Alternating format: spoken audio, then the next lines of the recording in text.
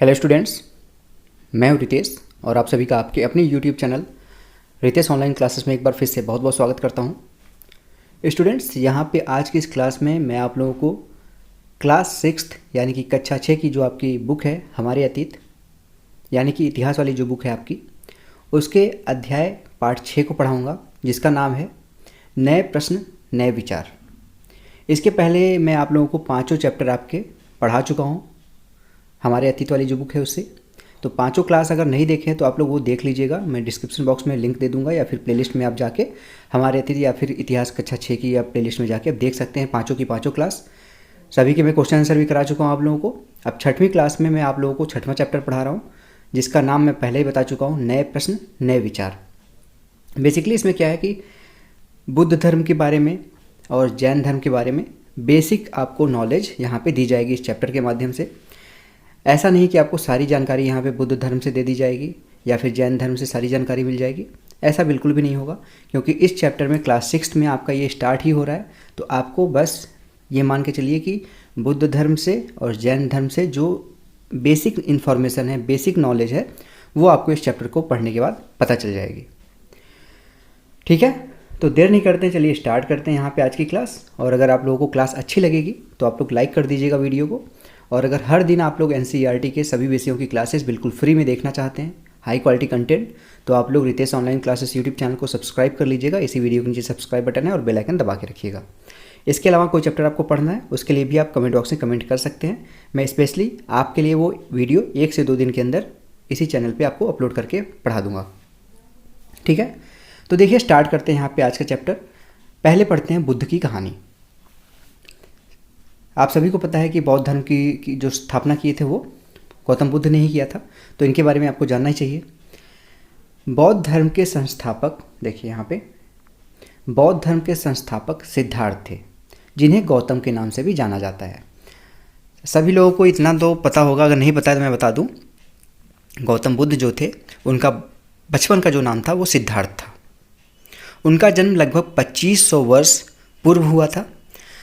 यह वह समय था जब लोगों के जीवन में तेज़ी से परिवर्तन हो रहे थे। जैसा कि तुमने अध्याय 5 में पढ़ा है, महाजनपदों के कुछ राजा इस समय बहुत शक्तिशाली थे। महाजनपदों के बारे में पढ़ाया गया ना, नए राजा, राज्य और राजा वाला चैप्टर 5वां।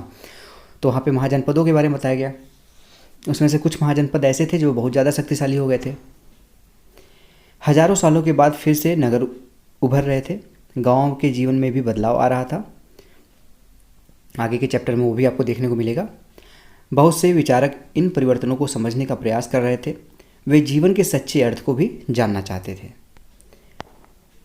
यहाँ पे आप देखिएगा आगे इम्पॉर्टेंट ये पैरा है। बुद्ध क्षत्रिय थे तथा शाक्य नामक एक छोटे से गढ़ से संबंधित थे, यानी कि जो एक कह सकते हैं कि राज्य था। बुद्ध जो थे वो बचपन से अपने, अगर कास्ट के बारे में बात की जाए तो वो क्षत्रिय कास्ट के थे और शाक्य नामक एक छोटे से गढ़ से संबंधित थे। युवावस्था में ही ज्ञान की खोज में उन्होंने घर के सुखों को छोड़ दिया। अनेक वर्षों तक वे भ्रमण करते रहे तथा अन्य विचारकों से मिलकर चर्चा करते रहे। अंततः ज्ञान की प्राप्ति के लिए उन्होंने स्वयं की ही रास्ता ढूंढने का निश्चय किया। इसके लिए उन्होंने बोध गया, जो कि बिहार में है, में एक पीपल के वृक्ष के नीचे कई दिनों तक तपस्या की। अंततः उन्हें ज्ञान प्राप्त हुआ। इसके बाद से वे बुद्ध के रूप में जाने गए, यानी कि इसके पहले वो गौतम थे। बचपन का नाम तो उनका सिद्धार्थ था, उनका गौतम नाम पड़ा बाद में, लेकिन जब उनको ज्ञान की प्राप्ति हो गई तब उनको बुद्ध की रूप में मान्यता मिली। यहाँ से वे वाराणसी के निकट स्थित सारनाथ गए, जहाँ उन्होंने पहली बार उपदेश दिया। यहाँ पे कुशीनगर होगा, इसको सही कर लीजिए, कुशीनगर होगा ये, में मृत्यु से पहले का शेष जीवन उन्होंने पैदल ही एक स्थान से दूसरे स्थान की यात्रा करने और लोगों को शिक्षा देने में व्यतीत किया। तो बेसिक नॉलेज आपको हो गई कि बुद्ध जी का बचपन का क्या नाम था, उनका नाम बुद्ध कैसे पड़ा, उन्होंने ज्ञान की प्राप्ति कहाँ की, बिहार के बोध गया में किस पेड़ के नीचे, पीपल के पेड़ के नीचे। उसके बाद वो वहाँ से चले, जब ज्ञान की प्राप्ति हो गई तो वहाँ से आए ये काशी के पास में, यानी कि बनारस के पास में सारनाथ जगह है। सारनाथ में उन्होंने अपने पहले उपदेश को दिया। उसके बाद जीवन ऐसे ही वो पैदल घूमते रहे, अपने धर्म का प्रचार प्रसार करते रहे, अपने शिक्षा को बांटते रहे और अंत में जाके कुशीनगर, जो कि उत्तर प्रदेश में ही गोरखपुर के पास, वहाँ पे इनकी मृत्यु हो गई। ठीक है, अब यहाँ पे आगे देखते हैं। बुद्ध ने शिक्षा दी कि यह जीवन कष्टों और दुखों से भरा है और ऐसा हमारी इच्छा और लालसाओं, जो हमेशा पूरी नहीं हो सकती, क्योंकि हमारी इच्छाएं जैसे पूरी होंगी दूसरी इच्छा आ ही जाएगी, तो जो पूरी नहीं हो सकती के कारण होता है। हमको जो दुख होता है, जो हमको कष्ट होता है, वो किस लिए होता है? वो हमारी इच्छाओं के लिए होता है। हमारी इच्छा ही अगर ना हो तो हमको दुख नहीं होगा, हमको कष्ट नहीं होगा। ये बुद्ध जी का कहना था। कभी कभी हम जो चाहते हैं वह प्राप्त कर लेने के बाद भी संतुष्टि नहीं मिलती है, संतुष्ट नहीं होते हैं एवं और अधिक वस्तुओं को पाने की इच्छा करने लगते हैं। बुद्ध ने इस लिप्सा को तृष्णा, यहाँ पे त्रिहा यानी कि तृष्णा कहा है। बुद्ध ने शिक्षा दी कि आत्मसंयम अपनाकर हम ऐसी लालसा से मुक्ति पा सकते हैं। अब यहाँ पे देखेंगे, ये आपको जो सारनाथ का स्तूप दिख रहा है वही है जहाँ पे इन्होंने पहली बार अपना उपदेश दिया था। नीचे इसका फिगर में दिखा रहा हूँ। इस इमारत को स्तूप के नाम से जाना जाता है। यहीं पर बुद्ध ने अपना सर्वप्रथम उपदेश दिया था। इसी घटना की स्मृति में यहाँ स्तूप का निर्माण कराया गया। अध्याय 10 में इस स्तूपों के बारे में और अधिक जानकारी आपको मिलेगी। देखिए, ये स्तूप है, ठीक है। यहीं पर सारनाथ में उन्होंने अपना पहला उपदेश दिया था। आगे का पैरा देखते हैं अब। उन्होंने लोगों को दयालु होने तथा मनुष्यों के साथ साथ जानवरों के जीवन का भी आदर करने की शिक्षा दी। वे मानते थे कि हमारे कर्मों के परिणाम, चाहे वे अच्छे हों या बुरे, हमारे वर्तमान जीवन के साथ साथ बाद के जीवन को भी प्रभावित करते हैं। बुद्ध ने अपनी शिक्षा सामान्य लोगों की प्राकृतिक भाषा में दी। यानी कि देख लीजिए, यहाँ पे बहुत से लोग समझेंगे पाली भाषा में इन्होंने शिक्षा दी, लेकिन अधिकांश लोगों को उन्होंने प्राकृतिक भाषा में शिक्षा दी थी, यानी कि उनकी मातृभाषा में, प्राकृतिक भाषा में। प्राकृतिक भाषा का मतलब है उनकी मातृभाषा, उनकी प्राकृतिक भाषा में जो ज़्यादातर शिक्षा दी थी वो इन्होंने इसी सब भाषा में दी थी। इससे सामान्य लोग भी उनके संदेश को समझ सके। जब उनकी लैंग्वेज में ही आपको समझाएंगे, जो जहाँ की लैंग्वेज है उसी लैंग्वेज में उनको कुछ शिक्षा देंगे तो उनको आसानी से समझ में आएगा। यही इन्होंने अपनाया था अपना शिक्षा प्रदान करने के लिए। वेदों की रचना के लिए किस भाषा का प्रयोग हुआ था? अगर आपको पता है तो आप लोग थोड़ा सा कमेंट बॉक्स का भी यूज करिए, बताइएगा। बुद्ध ने कहा कि लोग किसी शिक्षा को लेकर इसलिए नहीं स्वीकार करें कि यह उनका उपदेश है, बल्कि वे उसे अपने विवेक से माने। यानी कि ऐसा नहीं कि मैं उपदेश दे रहा हूँ तो आप उस शिक्षा को ग्रहण कर लें। आप अपने विवेक का यूज करें, अपने दिमाग का यूज करें, तब मेरी शिक्षा को आप ग्रहण कर रहे हैं नहीं कर रहे हैं, ये आपके ऊपर है। आओ देखो उन्होंने ऐसा किस प्रकार किया। किसा गौतमी की कहानी, देखिए इस कहानी को भी जान लीजिए। अच्छी गौतम बुद्ध के बारे में अगर आपको पता है तो इनके बारे में भी आपको पता होना चाहिए, किसा गौतमी के बारे में। यह बुद्ध के विषय में एक प्रसिद्ध कहानी है। एक समय की बात है, किसा गौतमी नामक एक स्त्री का पुत्र मर गया। इस बात से वह इतनी दुखी हुई कि वह अपने बच्चे को गोद में लिए नगर की सड़कों पर घूम घूम कर लोगों से प्रार्थना करने लगी कि कोई उसके पुत्र को जीवित कर दे। एक भला व्यक्ति उसे बुद्ध के पास ले गया। बुद्ध ने कहा, मुझे एक मुट्ठी सरसों के बीज ला कर दो, मैं तुम्हारे पुत्र को जीवित कर दूंगा। किसा गौतमी बहुत प्रसन्न हुई, पर जैसे ही वह बीज लाने के लिए जाने लगी तभी गौतम बुद्ध ने उसे रोका और कहा, ये बीज एक ऐसे घर से मांग कर लाओ जहाँ किसी की मृत्यु न हुई हो। किसा गौतमी एक दरवाजे से दूसरे दरवाजे गई, लेकिन वह जहाँ भी गई उसने पाया कि हर घर में किसी न किसी की पिता, माता, बहन, भाई, पति, पत्नी, बच्चे, चाचा, चाची, दादा, दादी की मृत्यु हुई थी। बहुत दुखी माँ को क्या शिक्षा यहाँ पे बुद्ध दुखी माँ को क्या शिक्षा देने का प्रयास कर रहे थे। तो आप सभी को पता है, बुद्ध उस माँ को कहना चाह रहे थे कि जो इस धरती पे आया है उसकी मृत्यु होनी है, ये स्वाभाविक है, तो इसमें दुख ना करें।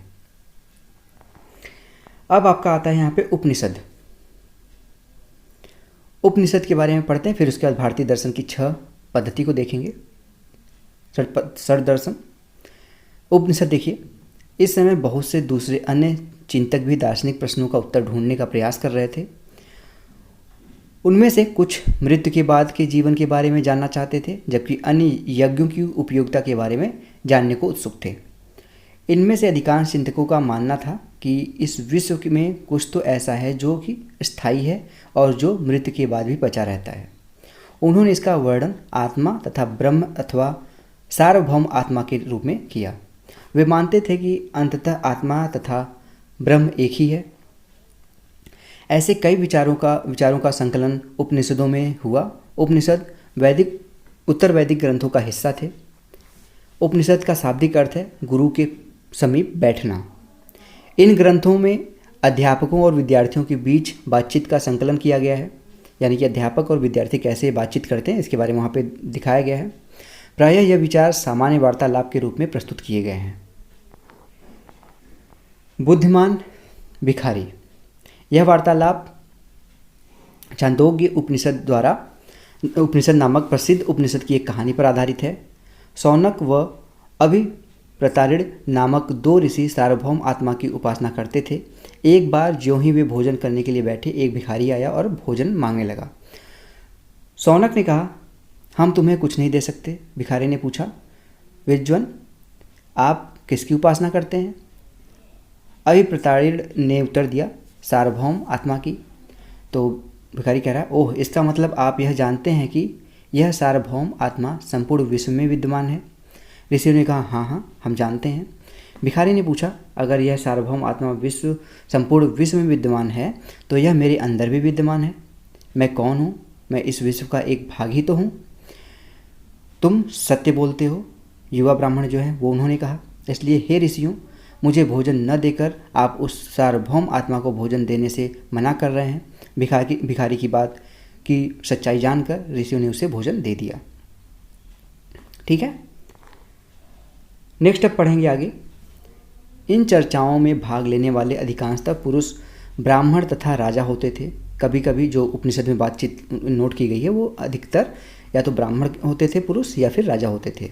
कभी कभी गार्गी, अपाला, होसा, मैत्रेयी जैसी स्त्रियां विचारक का भी उल्लेख मिलता है जो अपनी विद्वता के लिए मानी जाती थी और वाद विवाद में भाग लिया करती थी।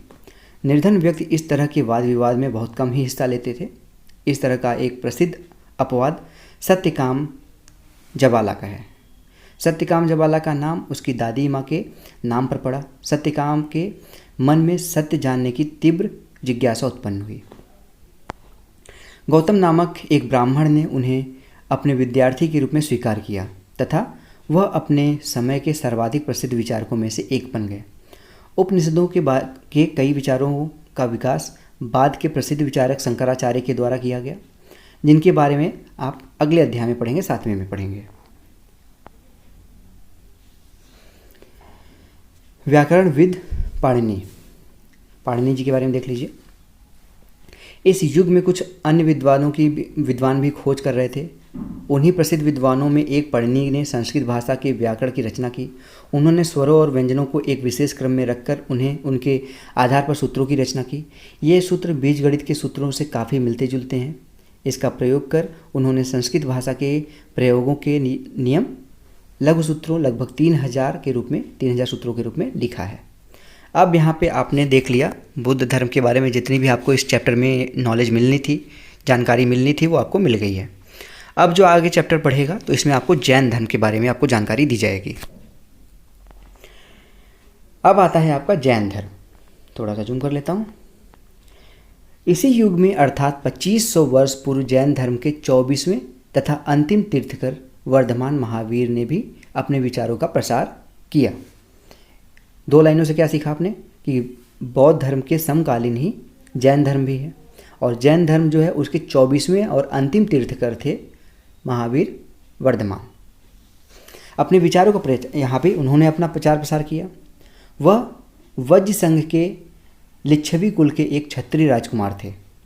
इस संघ के विषय में तुमने अध्याय 5 में पढ़ा है। लिच्छवी संघ के बारे में, वज्र संघ के बारे में बताया गया था वहाँ पे।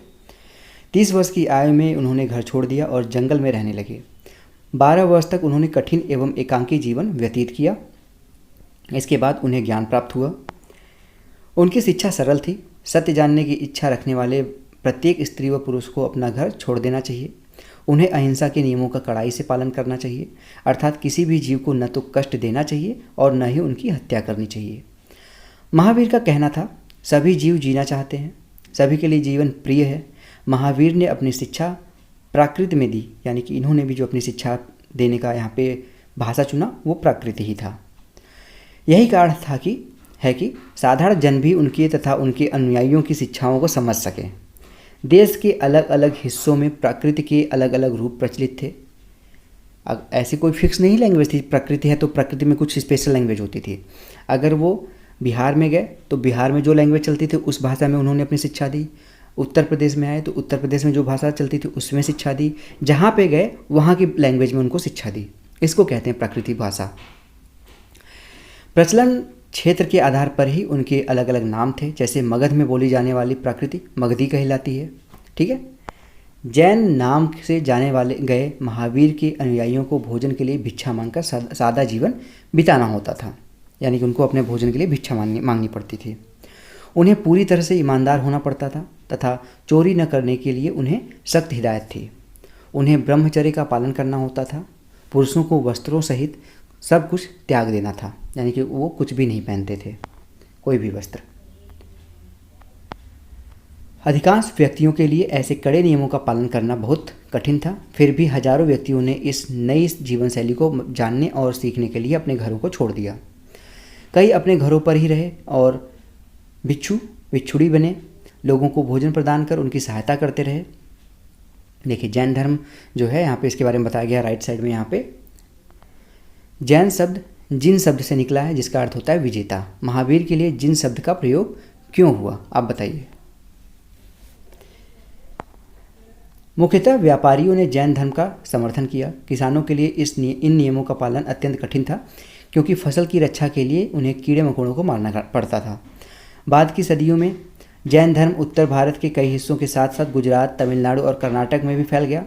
महावीर तथा उनके अनुयायियों की शिक्षाएं कई शताब्दियों तक मौखिक रूप से ही रही, यानी कि उनकी शिक्षाओं का कोई लिखित प्रमाण नहीं दिया गया था स्टार्टिंग में।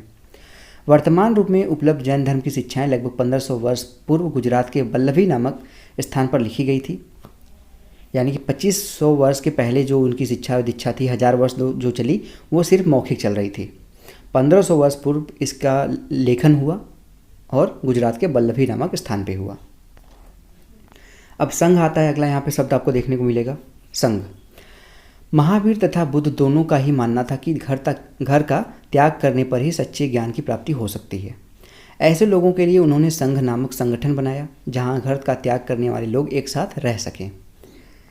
संघ में रहने वाले बौद्ध भिक्षुओं के लिए बनाए गए नियम विनय पिटक नामक ग्रंथ में मिलते हैं। विनय पिटक याद रखिएगा, जो भी संघ के और बौद्ध भिक्षुओं के लिए जो नियम कानून बनाए गए थे वो आपका विनय पिटक नामक ग्रंथ है बौद्ध धर्म का, उसमें मिलता है। विनय पिटक से हमें पता चलता है कि संघ में पुरुषों और स्त्रियों के रहने के लिए अलग अलग व्यवस्था थी। सभी व्यक्ति संघ में प्रवेश ले सकते थे। हालांकि संघ में प्रवेश के लिए बच्चों को अपने माता पिता से, दासों को अपने स्वामी से, राजा के यहाँ काम करने वाले लोगों को राजा से तथा कर्जदारों को अपने देनदारों से अनुमति लेनी होती थी। एक स्त्री को इसके लिए अपने पति से अनुमति लेनी होती थी। संघ में प्रवेश लेने वाले स्त्री पुरुष बहुत सादा जीवन जीते थे। वे अपना अधिकांश समय ध्यान करने में बिताते थे और दिन के लिए निश्चित समय में वे शहरों और गांवों में जाकर भिक्षा मांगते थे। यही कारण है कि उन्हें भिक्षु तथा भिक्षुड़ी कहा गया। अब समझ गए ना कि किन किन लोगों को वहाँ पे प्रवेश के लिए किन किन से आदेश लेना पड़ता था, किन किन से अनुमति लेनी पड़ती थी। तो जैसे कोई राजा का दास है तो उसको राजा से अनुमति लेनी पड़ती थी। किसी का आप कर्ज लिए हैं तो जिसके कर्ज लिए हैं उससे आपको अनुमति लेनी पड़ती थी। स्त्रियों को अपने पति से अनुमति लेनी पड़ती थी। कोई बच्चा है तो उसको अपने माता पिता से अनुमति लेनी पड़ती थी संघ में जाने के लिए। अब लास्ट यहाँ पे पढ़ते हैं। यहाँ पे देखिए, वे आम लोगों को शिक्षा देते थे और साथ ही एक दूसरे की सहायता भी करते थे। किसी तरह की आपसी लड़ाई का निपटारा करने के लिए वे प्रायः बैठकें भी किया करते थे। संघ में प्रवेश पाने वाले ब्राह्मण, क्षत्रिय, व्यापारी, मजदूर, नाई, गणिकाएँ तथा दास शामिल थे। इनमें से कई लोगों ने बुद्ध की शिक्षाओं के विषय में लिखा और कुछ लोगों ने संघ में अपने जीवन के विषय में सुंदर कविताओं की रचना की। अब आता है आपका अगला यहाँ पे पॉइंट, विहार। बौद्ध विहार नाम सुना होगा आपने। तो यहाँ पे जैन धर्म या फिर बौद्ध भिक्षु पूरे साल एक स्थान से दूसरे स्थान घूमते हुए उपदेश दिया करते थे। केवल वर्षा ऋतु में जब यात्रा करना कठिन हो जाता था तो वे एक स्थान पर ही निवास करते थे। ऐसे समय वे अपने अनुयायियों द्वारा उद्यानों में बनवाए गए अस्थायी निवासों में अपना अथवा पहाड़ी क्षेत्रों की प्राकृतिक गुफाओं में रहते थे। देखिए आगे, जैसे जैसे समय बीतता गया भिक्षु भिक्षुणियों ने स्वयं तथा उनके समर्थकों ने अधिक स्थायी यहाँ पे शरण स्थलों की आवश्यकता का अनुभव किया। जैसे बार बार वो कहीं जा रहे हैं स्थान पे और बार बार वर्षा ऋतु में कहीं अस्थायी निवास ढूंढ रहे हैं, तो उन्होंने कुछ साल बाद ये देखा कि हमको अस्थायी निवास ढूंढना पड़ता है, इसलिए यहाँ पे कुछ स्थायी बंदोबस्त किया जाए। तब कई शरण स्थल बनाए गए जिन्हें विहार कहा गया। आरंभिक विहार, देखिए पहले इसको देख लीजिए क्या है ये। पहाड़ी को काटकर बनाई गई एक गुफा, यह कार्ले वर्तमान महाराष्ट्र में है स्थित एक गुफा है। भिक्षु भिक्षुड़ी इन शरण स्थलों में रहकर ध्यान किया करते थे।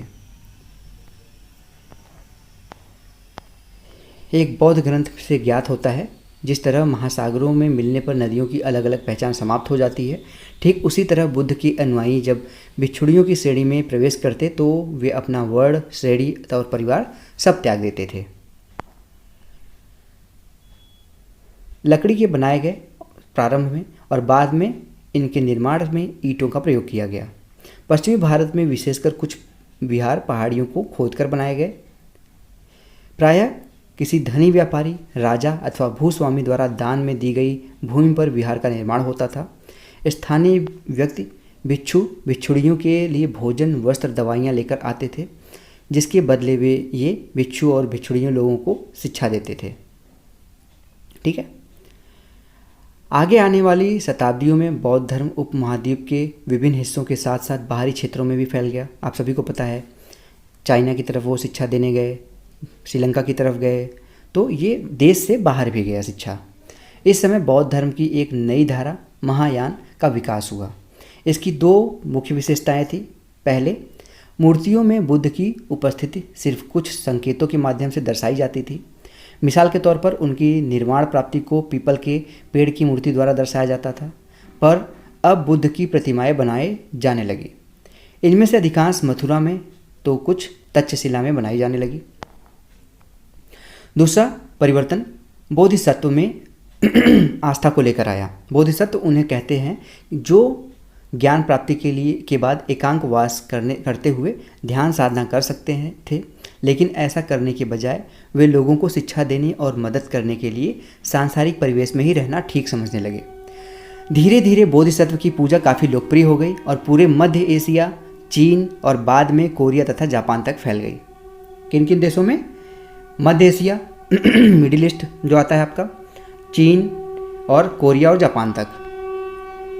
बौद्ध धर्म का प्रसार पश्चिमी और दक्षिणी भारत में हुआ, जहां बौद्ध भिक्षुओं के रहने के लिए पहाड़ों में दर्जनों गुफाएं खोदी गई। बौद्ध धर्म दक्षिण पूर्व की ओर श्रीलंका, म्यांमार, थाईलैंड तथा इंडोनेशिया सहित दक्षिण पूर्व एशिया के अन्य भागों में भी फैला। थेरवाद नामक बौद्ध धर्म का आरंभिक रूप इन क्षेत्रों में कहीं अधिक प्रचलित था। तीर्थयात्री के बारे में पढ़ लीजिए, उसका ये चैप्टर समाप्त होता है। तीर्थयात्री वे स्त्री पुरुष होते हैं जो प्रार्थना के लिए पवित्र स्थानों की यात्रा किया करते हैं।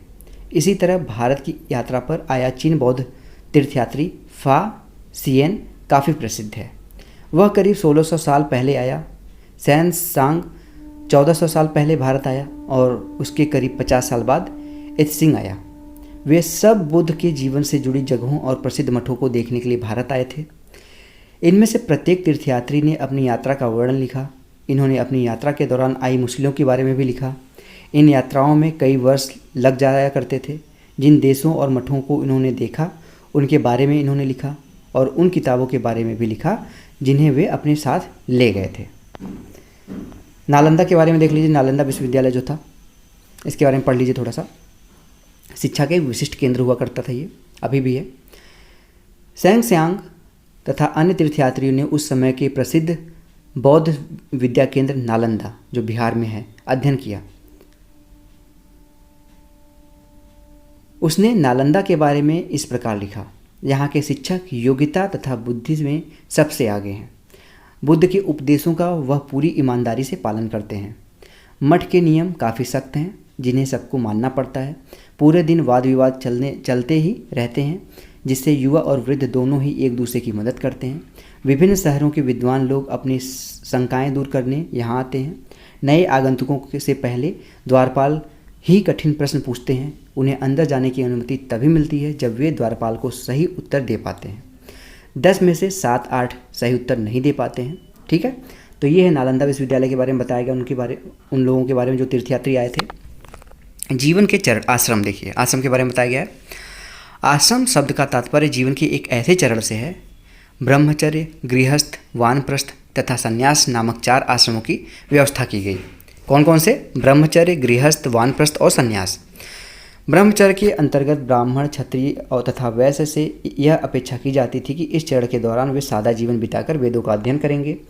गृहस्थ आश्रम के अंतर्गत उन्हें विवाह का एक गृहस्थ के रूप में रहना होता था। वानप्रस्थ के अंतर्गत उन्हें जंगल में रहकर साधना करनी पड़ती थी। अंततः उन्हें सब कुछ त्याग कर सन्यासी बन जाना पड़ता था, लास्ट में संन्यास आश्रम में। आश्रम व्यवस्था के ने लोगों को अपने जीवन का कुछ हिस्सा ध्यान में लगाने पर बल दिया। तो ये हो गया आपका पूरा चैप्टर कंप्लीट। क्वेश्चन आंसर मैं जल्दी इसका करा दूंगा, 2-4 दिन के अंदर इसकी क्वेश्चन आंसर की वीडियो में ला दूंगा। तो अगर आप लोगों को आज की वीडियो अच्छी लगी हो, समझ में आया हो सारा कुछ जो भी मैंने पढ़ाया आप लोगों को, तो एक लाइक ज़रूर कर दीजिएगा और कमेंट बॉक्स में कमेंट करके ज़रूर बताइएगा कि आप लोगों को वीडियो कैसी लगी। और अगर आप लोग ऐसे ही वीडियो NCERT के सभी विषयों की सभी क्लासेस यानी कि क्लास 1 से लेकर क्लास 12 तक की बिल्कुल फ्री में देखना चाहते हैं तो Ritesh online classes YouTube channel को सब्सक्राइब कर लीजिए और अपने दोस्तों के साथ भी इस वीडियो को शेयर करिए। तो स्टूडेंट्स, मिलते हैं नेक्स्ट वीडियो में, तब तक के लिए आप सभी का बहुत बहुत धन्यवाद। जय हिंद, वंदे मातरम, राधे राधे।